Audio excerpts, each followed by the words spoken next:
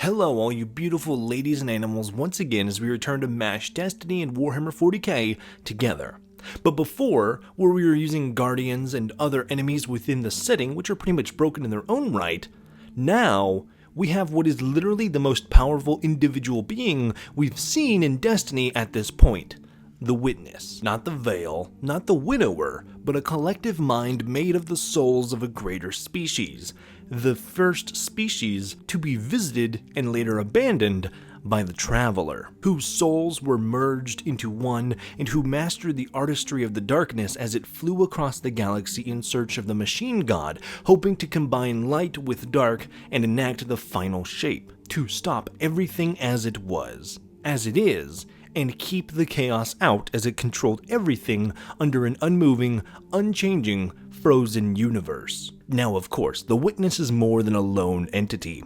With the ability to take, it can make its enemies fight one another, capturing entire worlds in a single grasp and using them as tools of war. Creatures separated from their soul with a washing wave of darkness creating a membrane over them. Whether they once belonged to a hive mind, whether they're organic or not, the Witness's ability to take seems almost unstoppable. For today, we will be retreading on some Warhammer v Destiny concepts from the past, so check out our episodes on Oryx or the other Guardians against Warhammer to catch up on it, or just check out the full Supercut all right here in the corner. As well as taking, the Witness's use of the darkness allows it to control things in ways of an almost entirely godlike manner, freezing entire worlds and controlling them with a flick, even strong paracausal entities like Guardians destroyed with a thought. As a avatar of the darkness, willful or not, a fundamental force within the universe of Destiny, the Witness is damn near unbeatable, with complete control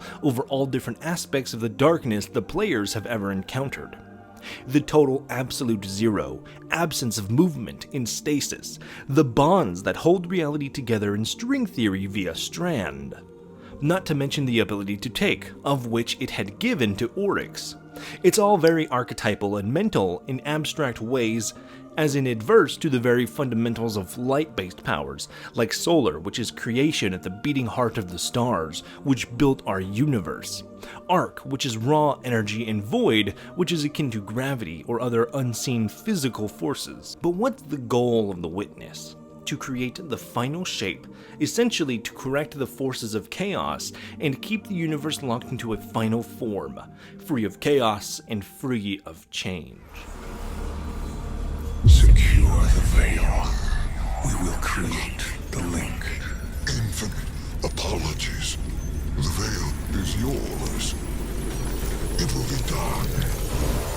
Now, the biggest question of them all arises when we consider the Witness's vision for the universe and its inner workings. Would the Witness rise to the level of the Chaos Gods? Would it become enshrined in the Warp? Likely not. As for its presence in the Warp, the Witness would resemble the same anathema that the Necron Empire had, a beckoning tome of emptiness that kills the realm's effect on real space. But at the same time, while cults may form around the Witness's design much in the same way as we see for various aliens and the Vex in Destiny, creating a smaller, minor Chaos God that's a pale reflection of the real thing, the Witness itself is the opposite of chaos. Where the Chaos Gods seek control, they don't want to actually take over the universe or kill it. Even Nurgle, the god of death, is more about the cycles of life and death rather than pure entropy. As also came up in the Guardians vs 40k video, where I posited that any Guardians could not be corrupted by chaos as they are effectively demons of the light. And demons cannot corrupt one another, along with the bomb logic of the light in Destiny reinforcing the morals of chaos in 40k. The Guardians seek endless free will, the spirit to make their own, pun not intended, destiny. This is much the same as the Chaos Gods. They don't want the great game to end. The best case scenario for them is endless war and conflict that fuels them ever more.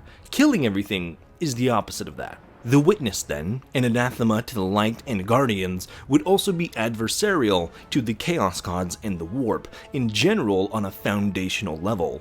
Its goal to create the final shape and stop the universe from continuing wholesale would be awful in the eyes of Chaos. As such, the Witness is antithetical to chaos and wouldn't become a part of it. Instead, its existence would be a constant thorn in chaos's side. It's hard to take over a world with cults and heretical Astartes if the whole planet is frozen in space, or even worse, taken by the Witness, as we know it can take entire planets single-handedly in a matter of moments. To your futile exertions, a final shape is coming. Now, the next question that comes up for me is whether or not the Warhammer universe could even fight against the Witness. The Guardians did it, and they're not exactly all-powerful, so couldn't 40k? Well, I don't think they could. Not even the Ruinous Powers could. In Destiny, the only foil to the Witness was the Light. It was a being made of the confines of darkness, or at least empowered by it, so naturally its opposite being the Light, the avatar of the Traveler and the Guardians could defeat it, but only inside the Traveler where it was super concentrated.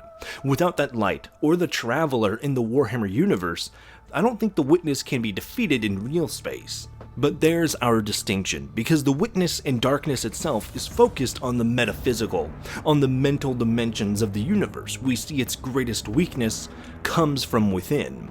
When the Witness comes to Sol after finally millions of years and has the ability to remove the greatest enemy it faces right off the board, it doesn't even try. We see how easily it dispatches Guardians. It would take no effort for the Witness to fly down to the tower and unravel the most powerful among the Vanguard before taking the Traveler's power for itself. But it doesn't, for one sole reason. It's fueled by hatred, by spite, by anger. The Witness was betrayed by the Traveler, an entire race of beings numbering into the billions, left behind and abandoned by this so-called machine god. When the Witness came to Sol, it explicitly made the choice to leave the Guardians around as it relished in the pain and anguish. Its goal was not exclusively to enact the final shape, this was just the result of it.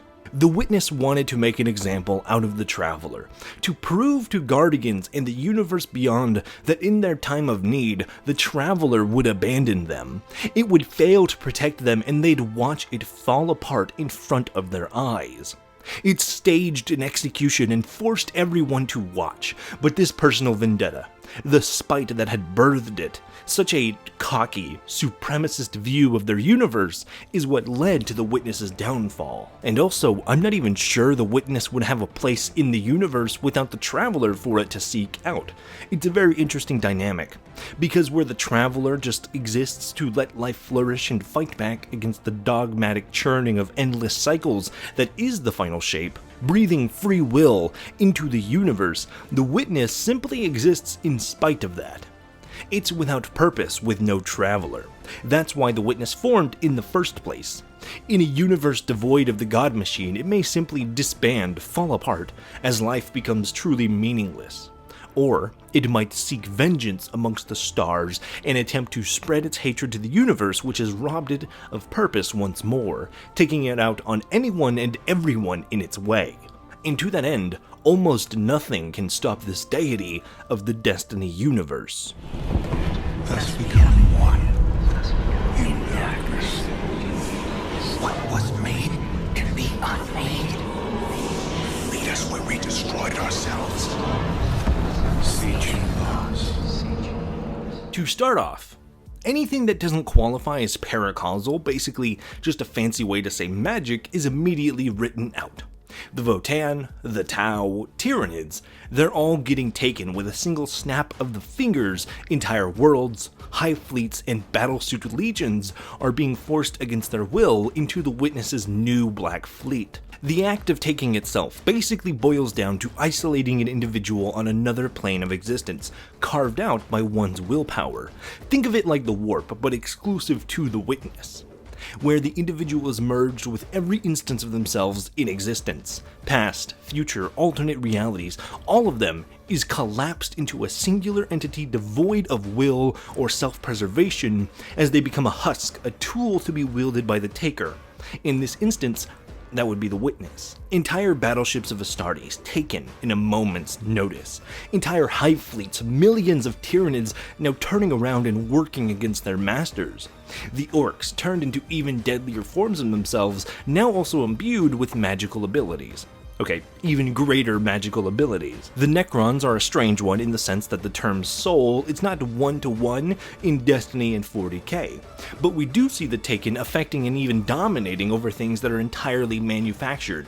So while there are no souls to take, the Witness turning Necrons into obedient machines, untouchable to conventional arms, would be possible. Could a united Necron dynasty succumb the Witness?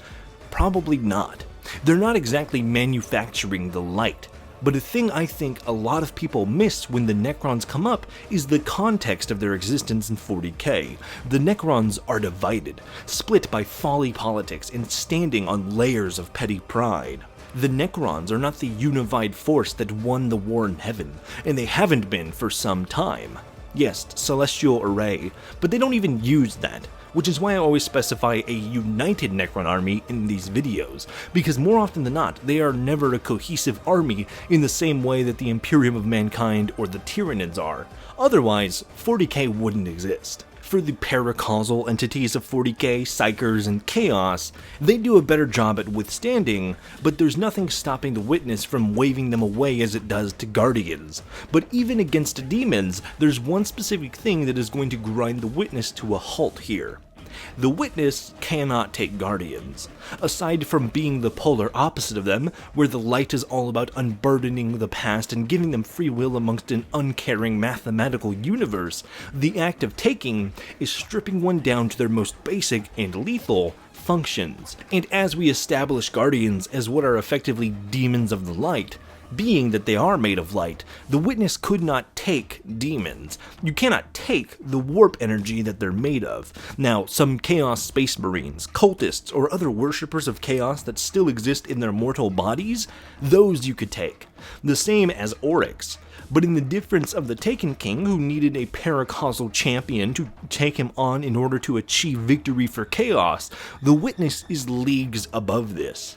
You wouldn't just need a champion akin to Horus, emboldened by all four Chaos gods. You would need to trap the Witness within the warp and have them overpower the collective minds of billions enraged within its being in order to unravel it. A constant, unwavering focus that may take eons to shake free, but only if you can manipulate a vengeful Witness into playing onto your terms, because before that, it may have enough time to go from planet to planet, civilization to empire, abound, and erase everything that it comes across, manually instilling the final shape, no matter how long that may be, without a traveler to make the process faster.